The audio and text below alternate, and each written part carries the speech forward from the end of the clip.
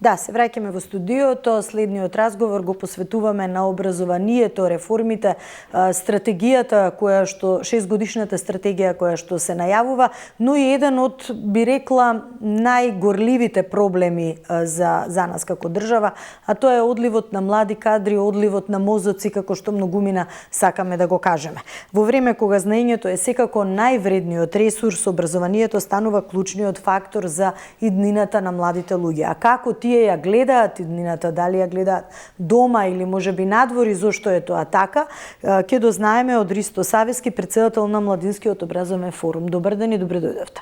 Добро ве најдов, секогаш ми е чест што сум гостин во вашето студио. Благодарам. Реков дека подготвена е 6-годишната стратегија за образование 2026-2032 година, која што практично се однесува на неколку сегменти и основно и средно и високо образование и таа, да речам, содржи некои новитети околу нова матура, дигитални факултети, дуално учење, системски промени од предучилиште до универзитет. Дали успеавте да ја разгледате и кои се еве можеби првично оценките како Младински образовен форум кој што ете да речам на некој начин е најдиректно вклучен, засегнат и работи на проблематиката кога се работи за образование? Стратегијата беше усвоена пред неколку дена. Најнапред морам да кажам околу самиот процес на подготовка на стратегијата, бидејќи бевме вклучени во консултациите, поготово предводени од Светска банка, поврзани со високото образование, со делот за високото образование. Морам да признаам дека самиот процес беше инклузивен и се обиде да опфати повеќе мислења, повеќе ставови од релевантни страни во образованието и најбитно за нас како Младински образовен форум ученици и студенти. Заради тоа што сепак стратегијата најмногу ги засега тие што се директно вклучени во образовниот процес.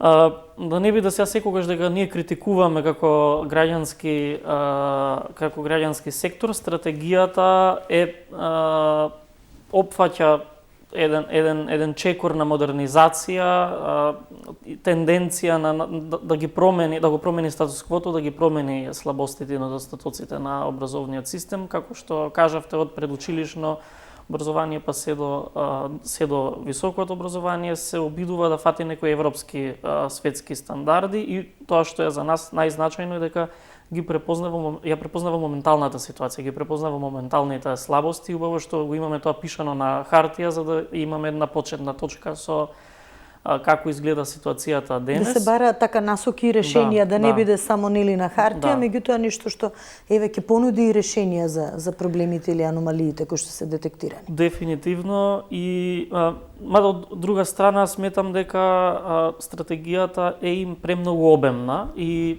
кај нас обично има една тенденција да изготвуваме многу убави закони, многу убави документи, меѓутоа каска нивната реализација. Имплементација, така. Така што треба да видиме колку од индикаторите, од работите што се пишани во стратегијата ќе може да се исполнат до 2032 година. Така, ајде можеби ако ги гледаме делот, да ги кажаме еве како поедини насоки да ги гледаме и фрагментарно. Една година задолжително предучилишно образование е нешто што порано го знаевме како забавиште.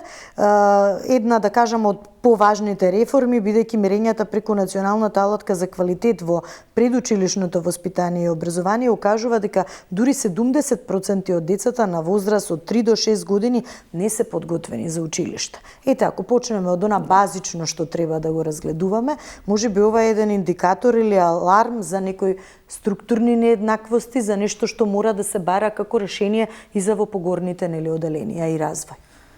Дефинитивно, дури статистички гледано, македонските ученици поминуваат најмалку време во училиште. Сега можеби малку звучи иронично, гледајќи ги реакциите на учениците и на родителите за како изгледа еден образовен процес, односно како изгледа еден училишен ден, меѓутоа споредено особено со регионот, македонските ученици поминуваат најмалку во училиште. Само би се надоврзал, бидејќи сепак ние како Младински образовен форум повеќе работиме со средношколци, со студенти. Но базично сакав да го гледаме, еве можеби премин во едносменска настава, тоа што подоцна нели во повисоките оделенија самите промени една по друга се нели надоврзани, Апсолутно. Само би се надоврзал државната матура, сето тоа ќе го разгледаме како една целина. Затоа би се надоврзал за бројката што ја кажавте за колку децата се спремни да почнат со училиште, можеме да го видиме после ретроактивно и кога завршуваат матура, односно бројките покажуваат дека колку учениците се спремни за читање. Од 2019 79% од учениците биле спремни за читање, за во 2024 година да падне бројот на 61%, што е нешто повеќе од половина, меѓутоа има негативен тренд, се движи самата бројка надоле. Би сакал исто да ги истакнам работите кои ние ги потенциравме за време на консултативните процеси за изработка на оваа стратегија, односно за самото средно образование содржи премногу застарени програми, застарен принцип на функционирање, застарена легислатива, нешто што е детектирано во самата стратегија, недостаток на инфраструктура и една нееднаква распределба на можностите во однос на училишта во Скопје и училишта надвор од Скопје, и тоа да не одиме, да не размислуваме во некои порурални средини, да почнеме со средини како што се Тетово, Битола, Куманово, некои поголеми урбани центри кои сепак имаат разлика во начинот на кој ги спроведуваат образовниот процес, инклузијата исто така редактирано дека каска со оглед на сите реакции во јавноста што произлегоа со почетокот на ова учебна година од септември за недостатокот на образовни асистенти. Исто така стратегијата детектира и осипување на млади луѓе кои го завршуваат своето средно образование, меѓутоа кои излегуваат од образовниот процес дури пред да го завршат, што е индиција за иселувањето на младите од државата и недостаток на податоци како еден главен проблем, односно не можеме да спроведуваме и да направиме убава стратегија ако немаме една база на податоци низ кои може да ги изведеме заклучоците, низ кои може да ги гледаме состојбите во образованието. Да се искористат можеби како индикатор или како информација повеќе која ќе се не да речеме само да биде на хартија, меѓутоа да се имплементира во сите сегменти. Едносменската настава тоа бара сериозни системски промени. Сега има реконструкција и проширување на училишни капацитети, самата динамика, подобрување на енергетска ефикасност, пристапни инклузивни училишта од ова, меѓу другото што го спомена. Може ли реално вака да се изведе? Тоа е една од точките што вака ни фрла сомнеш дали навистина може да се имплементира до 2032 година, заради тоа што зависи од многу повеќе фактори, зависи од буџети на локалните самоуправи, зависи од буџетите на министерството, бидејќи како што кажав има најнапред многу голема разлика помеѓу инфраструктурата на училиштата во различни региони, понатаму бара инвестиција и прилагодување на моменталниот начин на функционирање на училиштата. Доколку вие реновирате одредено училиште, треба да го редуцирате моментално начинот на кој се одведува наставата, за да може да се прошири физичкиот простор, за утре да може да се воведе едносменска работа. Меѓутоа, мислам дека едносменското функционирање на училиштата е само предност за самите ученици и намалување на тој товар на двосменско функционирање како што моментално се одвива наставата. Што е со средните училишта, бидејќи спомена дека фокусот на интерес кај вас секако најмногу е на средношколците, се споменува нели нов начин на државната матура? Државната матура е еден многу поширок, пообемен процес. Ние сме влезени во дискусии интерно со нашето членство, заедно со Сојузот на средношколци, со други релевантни фактори за реобмислување целосно на концептот на државната матура, колку државната матура реално дава резултати, дали е поволно воведување на приемен испит на самите универзитети или менување на начинот на полагање на државната матура, така што не би навлегувал премногу во детали. Сметам дека еден многу покрупен, пообемен процес кој треба да биде уште посеопфатен од самата стратегија. Така, бидејќи во стратегијата се најавуваат, нели ќе видиме како тоа ќе се реализира, сепак рече голем процес е, нови испитни програми, стандардизирано оценување и измени во високото образование, меѓу кои централизиран дигитален систем за упис и воведување на кратки студии, меѓутоа сето тоа ќе бидат етапно нели разгледани и оценувани нели периоди како сето тоа ќе успее да се изведе. Кои конкретни мерки би дале според вас како Младински образовен форум побрз или по-конкретен резултат? Па најнапред стратегијата не е во чекор и не е во склад со новиот закон, особено новиот закон за високо образование. Ние имавме реакции во јавноста во однос на мерките што се предвидуваат во самиот закон. Сметаме дека за да може да се спроведе одредена стратегија, стратешка рамка, треба да има правна основа за истото да се направи. Сметаме дека стратегијата е добра основа, меѓутоа не е во чекор со самиот закон и од таму се надевам дека ќе се пролонгира и продолжи процесот на консултации за новиот закон за високо образование, за да може да се ускладат работите напишани во стратегијата и во самиот закон.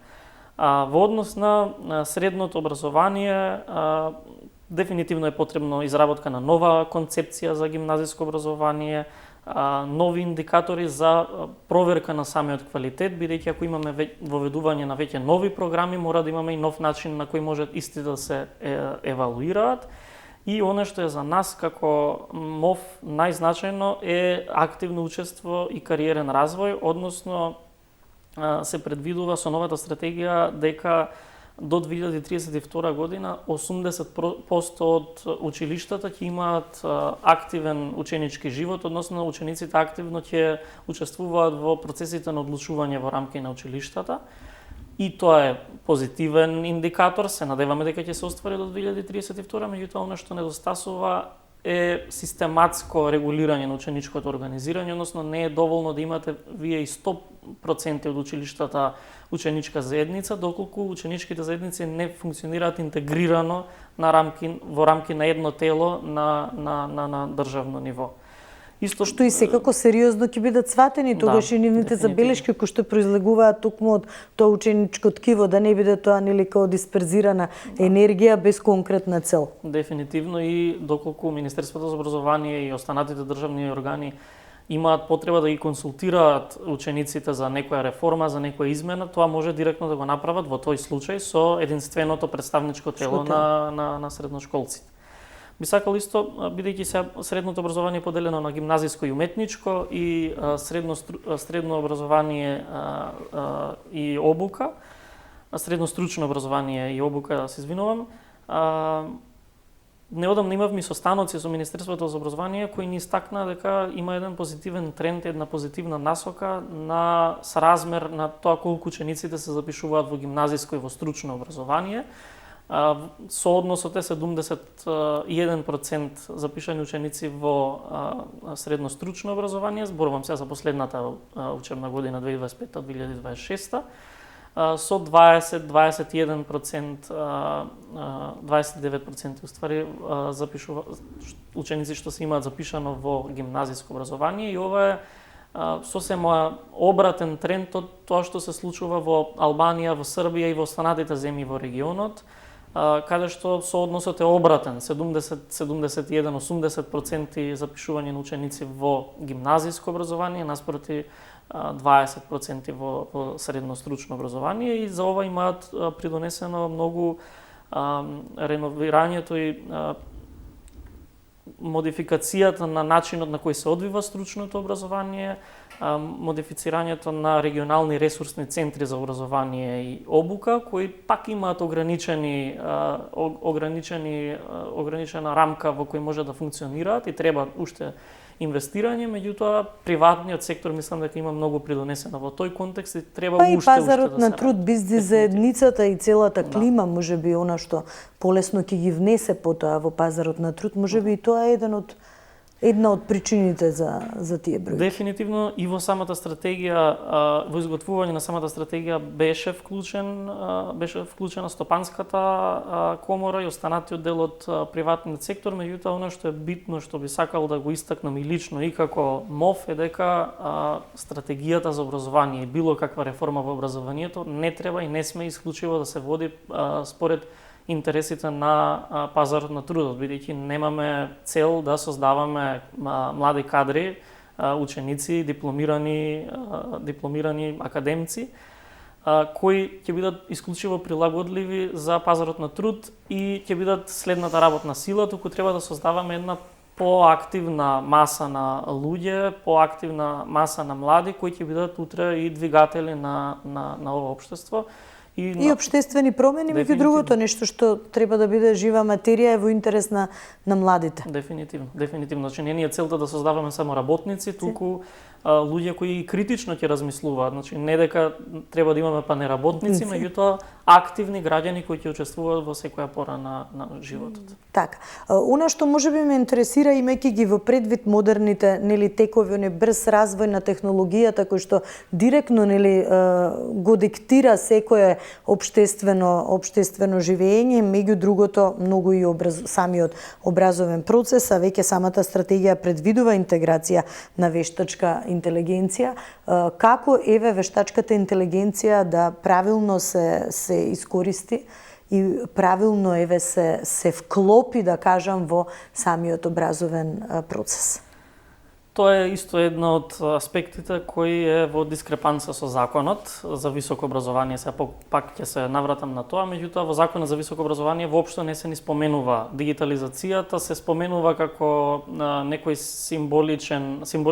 символична вредност, меѓутоа не е никако регулирана. За разлика од законот, во стратегијата, особено во средните училишта, се смета дека треба се вклучи дигитализацијата и вештачката интелигенција, што особено не радува заради тоа што е огромен тренд, како што споменавме, и не може да го игнорирате слонот во собата. Образовните институции мора да имаат некаков став, без разлика дали е негативен или позитивен во однос на интеграцијата на вештачката интелигенција. Ме радува тоа што е позитивен и што се надевам дека ќе најде добра адаптација во образовниот систем и дека ќе се користи само како алатка за полесно учење, алатка за пребарување, алатка за истражување, алатка за прибирање на податоци, наместо негативните аспекти на вештачката интелигенција кои се и јавно достапни за правење плагијати или за злоупотреба. Да ни заврши се, полесно да стигнеме до информација,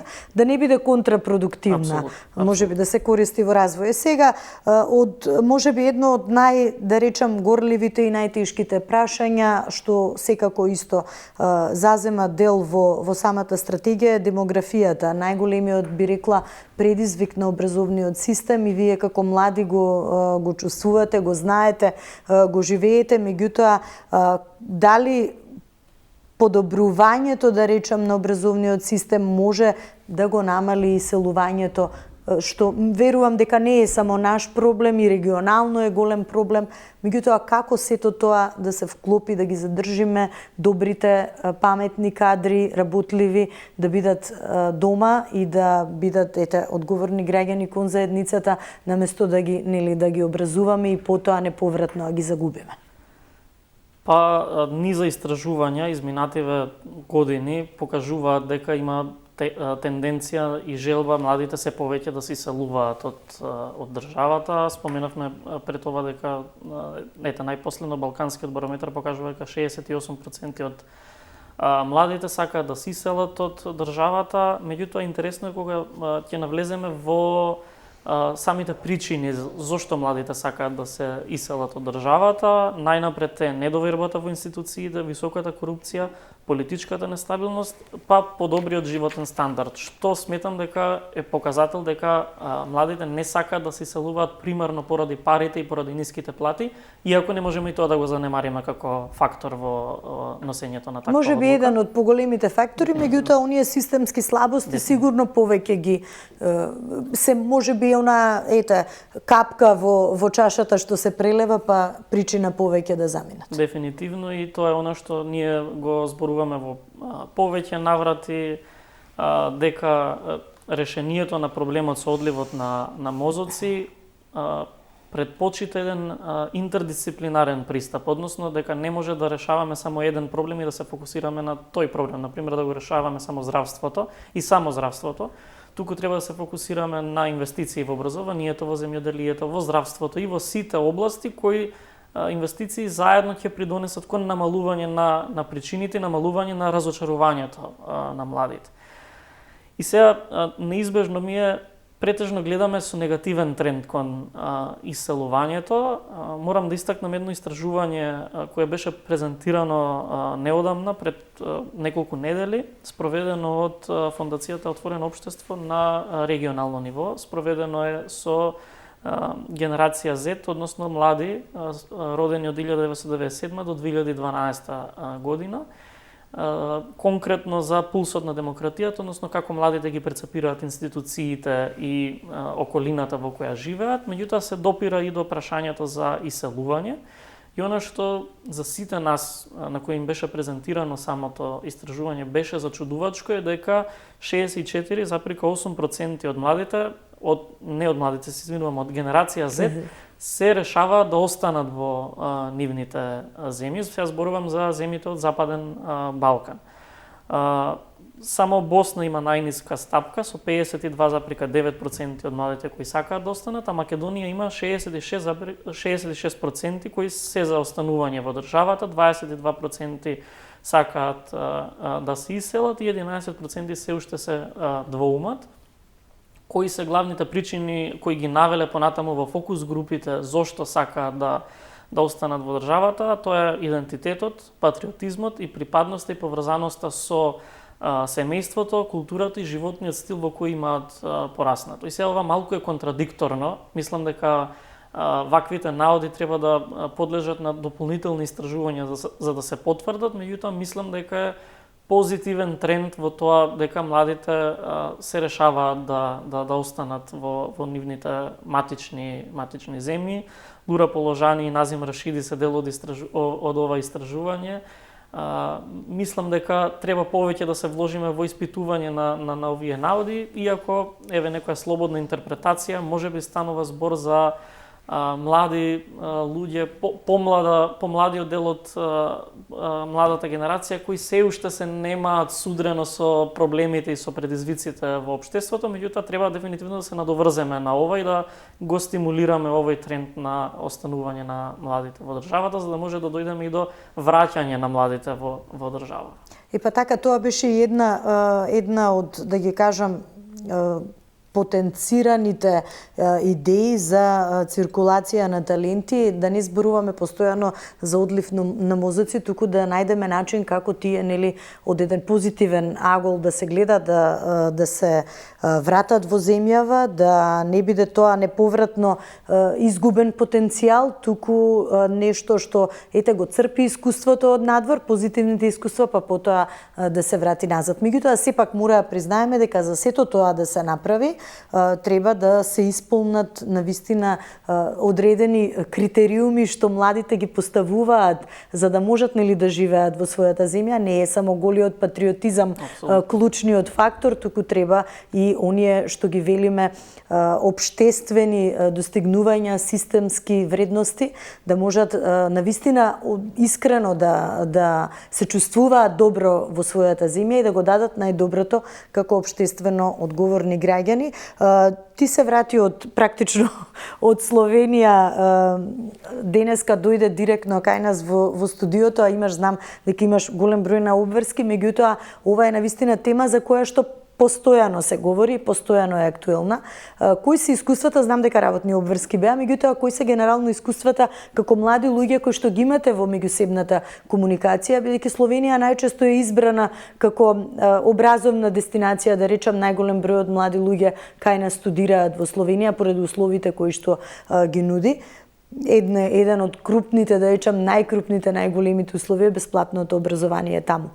Генерално, каква е сликата од она што може да го забележите од меѓусебната комуникација, што е она што ги привлекува нашите студенти да го продолжат високото образование таму и кои искуства ги имаат и размислувања во однос на оваа што ја велиме циркулација, доколку би можела да профункционира, да се вратат назад? Мислам дека најмногу е поврзано со можностите што се нудат и после образованието, меѓутоа и за време на самото образование. Споменавте бесплатно образование, сега можеби не е целосно бесплатно, меѓутоа дефинитивно студентите ја бираат Словенија поради најповолните услови за студирање. Имавме и неодамна пример, мислам, каде што беше награден некој македонски студент таму, не знам дали стануваше збор за додипломски или постдипломски студии, меѓутоа мислам дека најмногу се тие два фактори.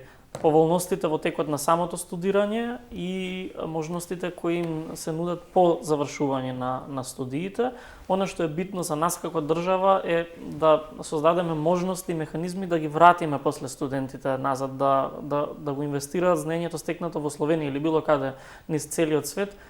Конкретно во Македонија, Министерството за образование има една програма за стипендирање на студенти кои студираат на универзитети од најдобрите 100 универзитети од Шангајската листа. Мислам дека такви програми кои се добро структурирани и со добри индикатори може да дадат успех за враќање на младите во државата. Така, убаво е да се размислувате и во оваа насока. Верувам дека оваа тема ќе биде мотив повеќе да се размислува и од еден друг агол, да не биде само оној негативен наплив дека ни заминуваат неповратно надвор млади лица кои што навистините како и се потребни на Македонија за целиот општествен развој. Ти благодарам многу што издвои време и што беше денеска заедно со нас.